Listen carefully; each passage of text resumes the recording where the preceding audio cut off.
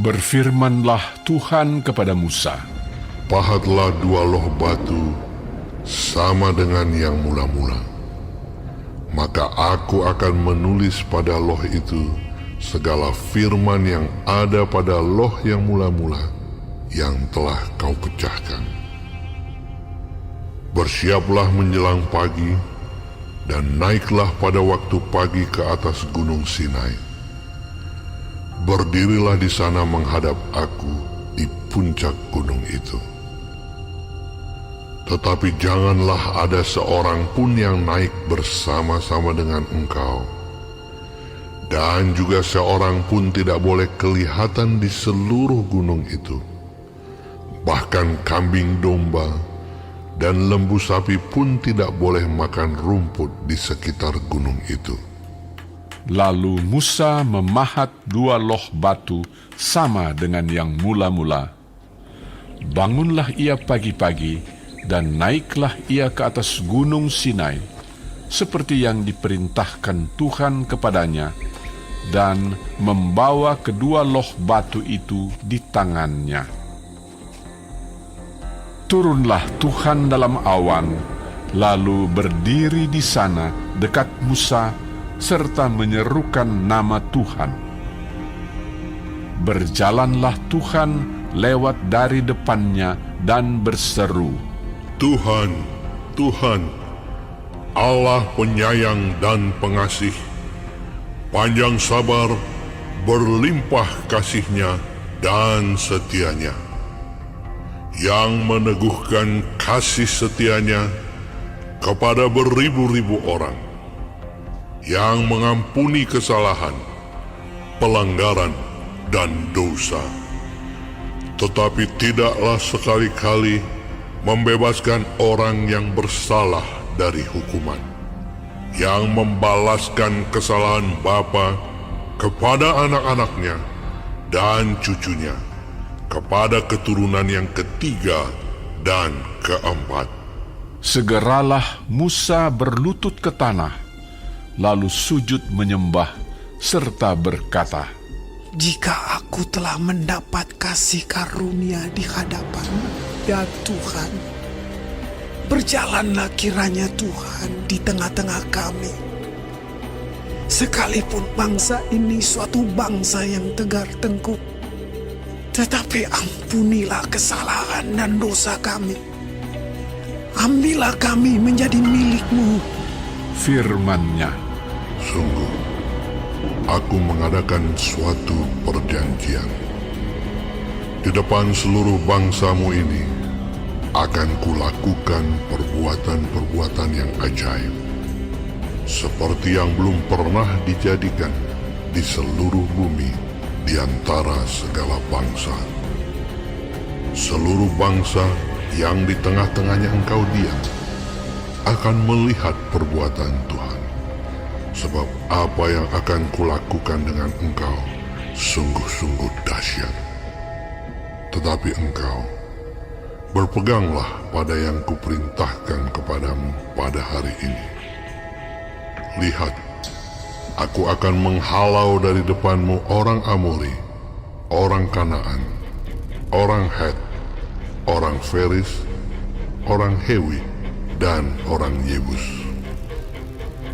Berawas-awaslah, janganlah kau adakan perjanjian dengan penduduk negeri yang kau datangi itu, supaya jangan mereka menjadi jerat bagimu di tengah-tengahmu.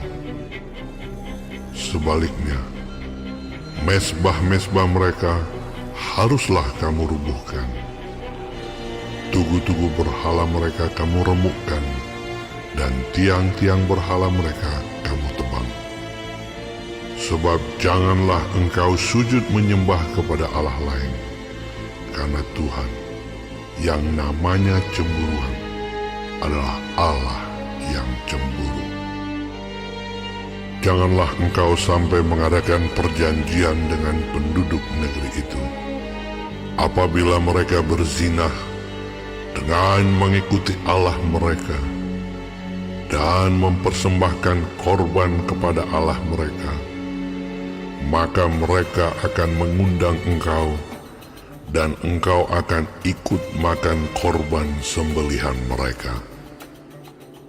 Apabila engkau mengambil anak-anak perempuan mereka menjadi istri anak-anakmu, dan anak-anak perempuan itu akan berzinah dengan mengikuti Allah mereka, maka mereka akan membujuk juga anak-anakmu laki-laki untuk berzinah dengan mengikuti Allah mereka. Janganlah kau buat bagimu Allah tuangan. Hari raya roti tidak beragi haruslah kau pelihara.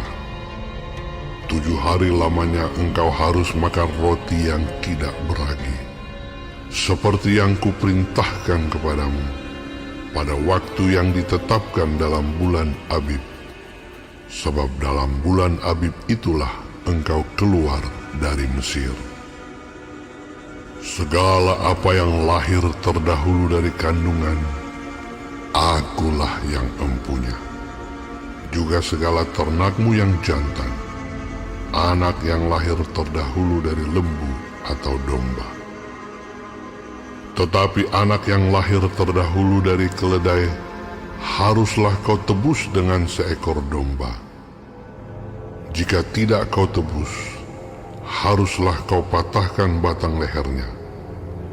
Setiap yang sulung dari antara anak-anakmu haruslah kau tebus, dan janganlah orang menghadap ke hadiratku dengan tangan hampa. 6 harilah lamanya engkau bekerja, tetapi pada hari yang ke-7 haruslah engkau berhenti. Dan dalam musim membajak dan musim menuai, haruslah engkau memelihara hari perhentian juga.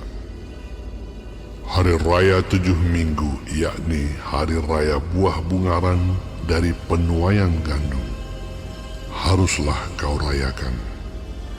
Juga hari raya pengumpulan hasil pada pergantian tahun. 3 kali setahun segala orangmu yang laki-laki harus menghadap ke hadirat Tuhanmu Tuhan, Allah Israel. Sebab aku akan menghalau bangsa-bangsa dari depanmu dan meluaskan daerahmu. Dan tiada seorang pun yang akan mengingini negerimu apabila engkau pergi untuk menghadap ke hadirat Tuhan Allahmu 3 kali setahun. Janganlah darah korban sembelihan yang kepadaku kau persembahkan beserta sesuatu yang beragi. Dan janganlah ada dari korban sembelihan pada hari raya Paskah bermalam sampai pagi. Yang terbaik dari buah bungaran hasil tanahmu haruslah kau bawa ke dalam rumah Tuhan Allahmu. Janganlah engkau masak anak kambing dalam susu induknya. Berfirmanlah Tuhan kepada Musa, tuliskanlah segala firman ini, sebab berdasarkan firman ini telah kuadakan perjanjian dengan engkau dan dengan Israel. Dan Musa ada di sana bersama-sama dengan Tuhan 40 hari 40 malam lamanya, tidak makan roti dan tidak minum air. Dan ia menuliskan pada loh itu segala perkataan perjanjian, yakni ke-10 firman. Ketika Musa turun dari gunung Sinai, kedua loh hukum Allah ada di tangan Musa ketika ia turun dari gunung itu. Tidaklah ia tahu bahwa kulit mukanya bercahaya oleh karena ia telah berbicara dengan Tuhan. Ketika Harun dan segala orang Israel melihat Musa, tampak kulit mukanya bercahaya, maka takutlah mereka mendekati dia. Tetapi Musa memanggil mereka, maka Harun dan segala pemimpin jemaah itu berbalik kepadanya, dan Musa berbicara kepada mereka. Sesudah itu, mendekatlah segala orang Israel, lalu disampaikannyalah kepada mereka segala perintah yang diucapkan Tuhan kepadanya di atas gunung Sinai. Setelah Musa selesai berbicara dengan mereka, diselubunginyalah mukanya. Tetapi apabila Musa masuk menghadap Tuhan untuk berbicara dengan dia, ditanggalkannyalah selubung itu sampai ia keluar. Dan apabila ia keluar, dikatakannyalah kepada orang Israel apa yang diperintahkan kepadanya. Apabila orang Israel melihat muka Musa, bahwa kulit muka Musa bercahaya, maka Musa menyelubungi mukanya kembali sampai ia masuk menghadap untuk berbicara dengan Tuhan. Lalu Musa menyuruh berkumpul segenap jemaah Israel dan berkata kepada mereka, Inilah firman yang diperintahkan Tuhan untuk dilakukan. 6 hari lamanya boleh dilakukan pekerjaan, tetapi pada hari yang ke-7 haruslah ada perhentian kudus bagimu, yakni Sabat, hari perhentian penuh bagi Tuhan. Setiap orang yang melakukan pekerjaan pada hari itu haruslah dihukum mati. Janganlah kamu memasang api dimanapun dalam tempat kediamanmu pada hari Sabat. Berkatalah Musa kepada segenap jemaah Israel, Inilah firman yang diperintahkan Tuhan, bunyinya, ambillah bagi Tuhan persembahan khusus dari barang kepunyaanmu. Setiap orang yang terdorong hatinya harus membawanya sebagai persembahan khusus kepada Tuhan. Emas, perak, tembaga, kain ungu tua, kain ungu muda, kain kirmisi, lenan halus, bulu kambing, kulit domba jantan yang diwarnai merah, kulit-kulit lumba-lumba, kayu penaga, minyak untuk penerangan, rempah-rempah untuk minyak urapan, dan untuk ukupan dari wangi-wangian, permata krisopras dan permata tatahan untuk baju efod dan untuk tutup dada. Segala orang yang ahli di antara kamu haruslah datang untuk membuat segala yang diperintahkan Tuhan, yakni kemah suci, atap kemahnya dan tudungnya, kaitannya dan papannya, kayu lintangnya, tiangnya dan alasnya, tabut dengan kayu pengusungnya, tutup pendamaian dan tabir penudung, meja dengan kayu pengusungnya, segala perkakasnya dan roti sajian, kandil untuk penerangan dengan perkakasnya, lampunya dan minyak untuk penerangan, mesbah pembakaran ukupan dengan kayu pengusungnya, minyak urapan dan ukupan dari wangi-wangian, tirai pintu untuk pintu kemah suci, mesbah korban bakaran dengan kisi-kisi tembaganya, kayu pengusungnya dan segala perkakasnya, bejana pembasuhan dengan alasnya, layar pelataran, tiangnya, alasnya, dan tirai pintu gerbang pelataran itu, patok kemah suci dan patok pelataran dan talinya, pakaian jabatan untuk menyelenggarakan kebaktian di tempat kudus, dan pakaian kudus bagi Imam Harun, dan pakaian anak-anaknya untuk memegang jabatan imam. Lalu pergilah segenap jemaah Israel dari depan Musa. Sesudah itu, datanglah setiap orang yang tergerak hatinya, setiap orang yang terdorong jiwanya, membawa persembahan khusus kepada Tuhan untuk pekerjaan melengkapi kemah pertemuan dan untuk segala ibadah di dalamnya dan untuk pakaian kudus itu. Maka datanglah mereka, baik laki-laki maupun perempuan, setiap orang yang terdorong hatinya, dengan membawa anting-anting hidung, anting-anting telinga, cincin meterai dan kerongsang, segala macam barang emas. Demikian juga setiap orang yang mempersembahkan persembahan unjukan dari emas bagi Tuhan.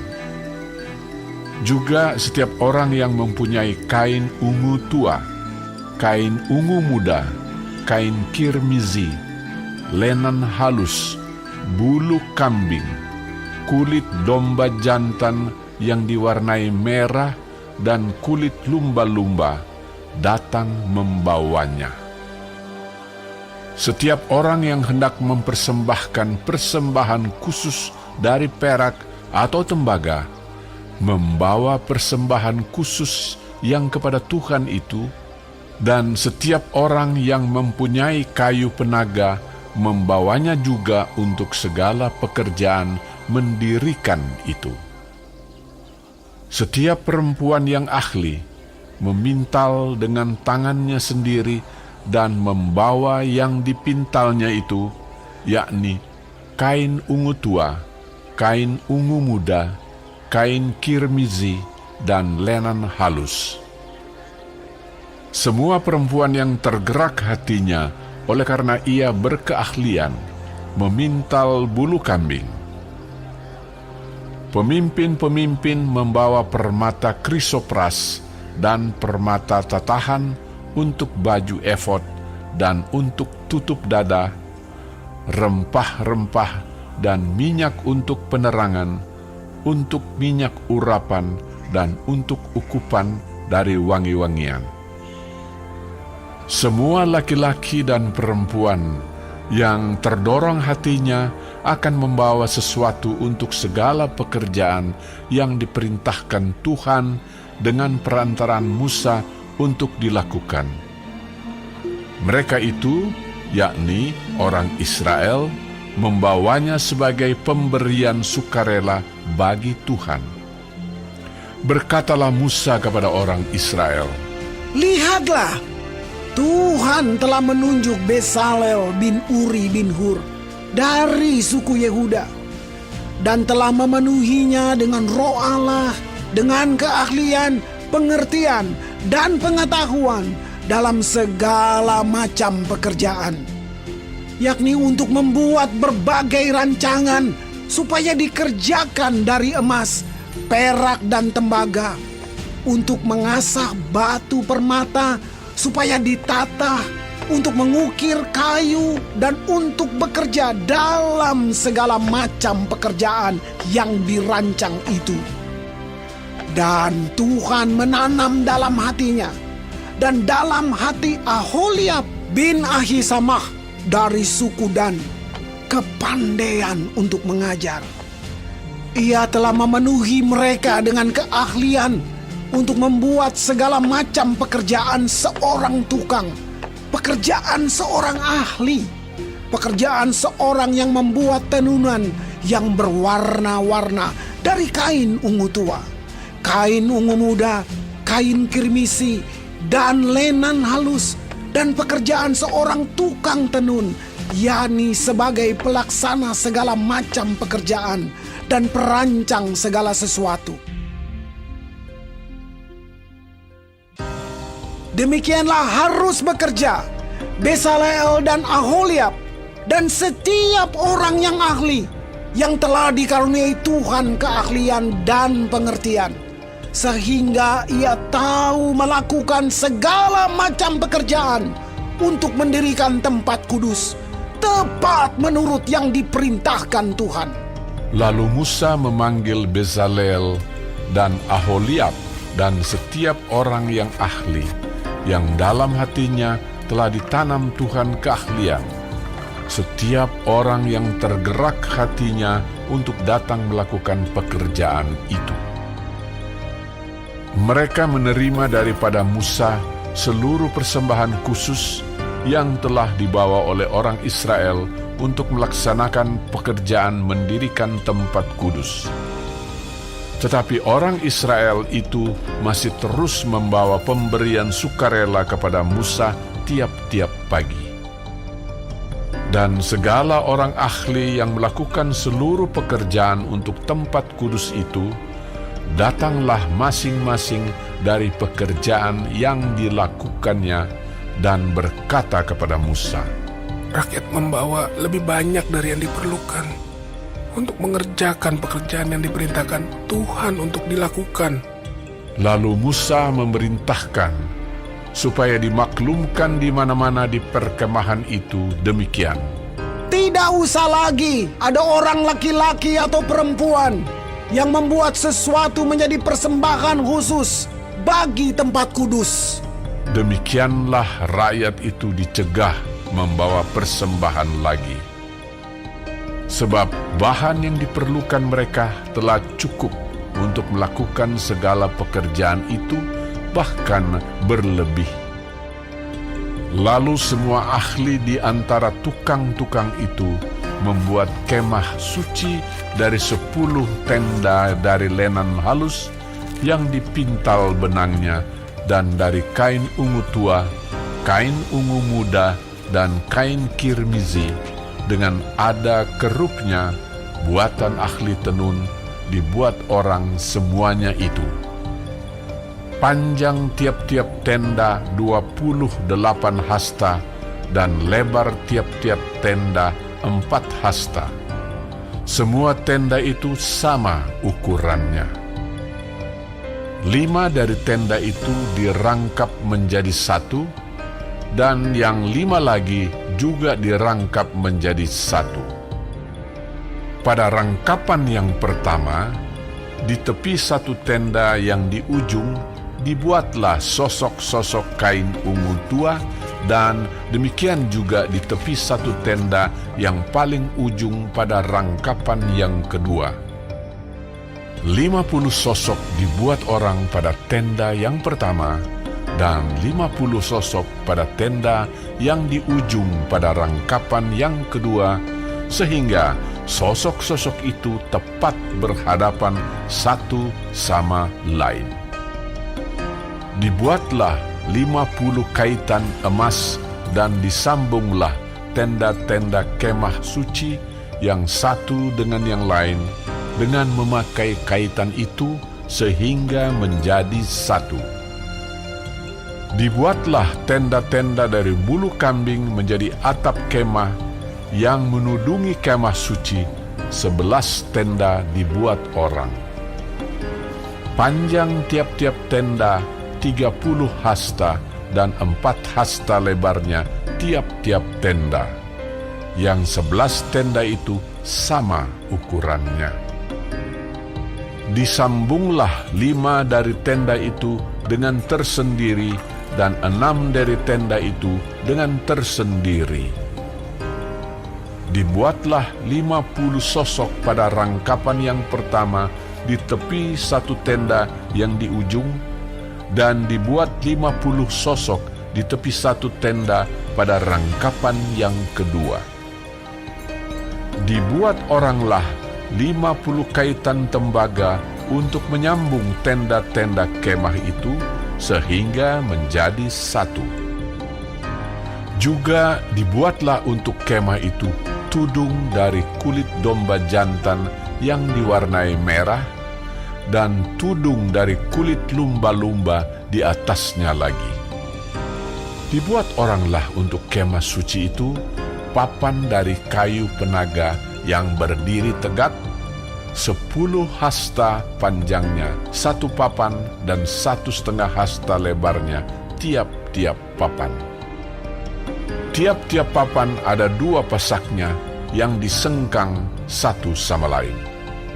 Demikianlah diperbuat dengan segala papan kemah suci. Dibuat oranglah papan-papan untuk kemah suci, 20 papan pada sebelah selatan. Dan 40 alas perak dibuat orang di bawah ke-20 papan itu, 2 alas di bawah 1 papan untuk kedua pasaknya, dan seterusnya 2 alas di bawah setiap papan untuk kedua pasaknya. Juga dibuat orang untuk sisi yang kedua dari kemah suci pada sebelah utara, 20 papan dengan 40 alas peraknya, 2 alas di bawah 1 papan, dan seterusnya 2 alas di bawah setiap papan. Untuk sisi belakang kemah suci, pada sebelah barat, dibuat oranglah 6 papan. 2 papan dibuat orang untuk sudut kemah suci di sisi belakang. Kedua papan itu kembar pasaknya di sebelah bawah, dan seperti itu juga kembar pasaknya di sebelah atas. Di dekat gelang yang satu itu, demikianlah dibuat orang dengan kedua papan yang untuk kedua sudutnya itu. Jadi ada 8 papan dengan alas peraknya, 16 alas, 22 alas di bawah 1 papan. Dibuatlah juga kayu lintang dari kayu penaga, 5 untuk papan-papan pada sisi yang satu dari kemah suci, 5 kayu lintang untuk papan-papan pada sisi yang kedua dari kemah suci, dan 5 kayu lintang untuk papan-papan kemah suci yang merupakan sisi belakangnya pada sebelah barat. Dibuat oranglah kayu lintang yang di tengah menjadi melintang terus di tengah-tengah papan-papan itu dari ujung ke ujung. Papan-papan itu disalut dengan emas, gelang-gelang itu dibuat dari emas sebagai tempat memasukkan kayu-kayu lintang itu, dan kayu-kayu lintang itu disalut dengan emas. Dibuatlah tabir itu dari kain ungu tua dan kain ungu muda, kain kirmizi dan lenan halus yang dipintal benangnya. Dibuat dengan ada kerupnya, buatan ahli tenun. Dibuat oranglah untuk itu 4 tiang dari kayu penaga, dan disalutlah itu dengan emas, dengan ada kaitannya dari emas, lagi dituanglah 4 alas perak untuk tiang itu.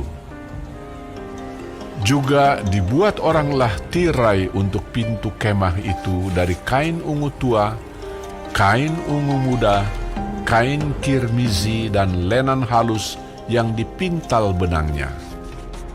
Tenunan yang berwarna-warna dan kelima tiangnya dengan kaitan untuk tiang itu. Disalutlah ujungnya dan penyambung-penyambungnya dengan emas, dan kelima alasnya itu adalah dari tembaga.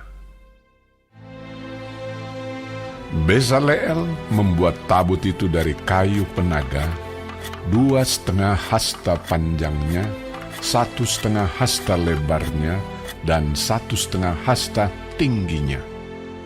Disalutnyalah itu dengan emas murni dari dalam dan dari luar, dan dibuatnyalah bingkai emas sekelilingnya. Dituangnyalah 4 gelang emas untuk tabut itu pada keempat penjurunya, yaitu 2 gelang pada rusuknya yang satu dan 2 gelang pada rusuknya yang kedua. Dibuatnyalah kayu pengusung dari kayu penaga, dan disalutnyalah itu dengan emas. Dan dimasukkannyalah kayu pengusung itu ke dalam gelang yang pada rusuk tabut itu, supaya tabut dapat diangkut. Dibuatnyalah tutup pendamaian dari emas murni, 2,5 hasta panjangnya dan 1,5 hasta lebarnya. Dibuatnyalah 2 kerup dari emas tempaan dibuatnya itu, pada kedua ujung tutup pendamaian itu, 1 kerup pada ujung sebelah sini dan 1 kerup pada ujung sebelah sana. Seiras dengan tutup pendamaian itu, dibuatnya kerup itu pada kedua ujungnya. Kerup-kerup itu mengembangkan kedua sayapnya ke atas. Sayap-sayapnya menudungi tutup pendamaian itu, dan mukanya menghadap kepada masing-masing. Kepada tutup pendamaian itulah menghadap muka kerup-kerup itu. Dibuatnyalah meja itu dari kayu penaga, 2 hasta panjangnya, sehasta lebarnya, dan 1,5 hasta tingginya. Disalutnyalah itu dengan emas murni, dan dibuatnya bingkai emas sekelilingnya. Dibuatnyalah sekelilingnya jalur pinggir yang setapak tangan lebarnya, dan dibuatnya bingkai emas sekeliling jalur pinggirnya itu. Dituangnyalah untuk meja itu 4 gelang emas, dan dipasangnyalah gelang-gelang itu di keempat penjurunya pada keempat kakinya. Dekat ke jalur pinggirnyalah gelang itu, yakni tempat memasukkan kayu pengusung, supaya meja itu dapat diangkut. Dibuatnyalah kayu pengusung itu dari kayu penaga dan disalutnya dengan emas, yaitu supaya meja itu dapat diangkut.